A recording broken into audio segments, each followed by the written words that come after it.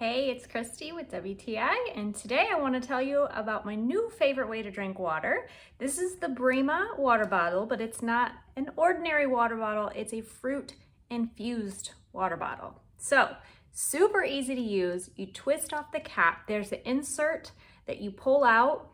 It fits a ton of fruit. And what I love about this is you have endless possibilities. So today I have blueberries. The other day I had strawberries and oranges. You can do kiwi, lemons, limes. I mean, lots of possibilities. I can't wait till summer when I can put some watermelon in here. That's gonna be awesome. So it really helps encourage me to drink more water. I do drink water daily, but sometimes it just gets boring. So having this gives me that extra flavor, keeps me drinking, keeps me hydrated. It has that spill-proof lid. So obviously you can see nothing's coming out, no drips, no leaks, nothing.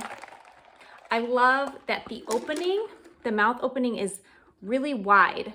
So you get a lot of water with each swig. I like that. You have a hook here. So if you want to hook it to something, a backpack or whatever, you can. But I'm absolutely in love with it. If you need help drinking water or you just want to switch it up, this is a great, healthy way to do it. Love it. That's my point of view.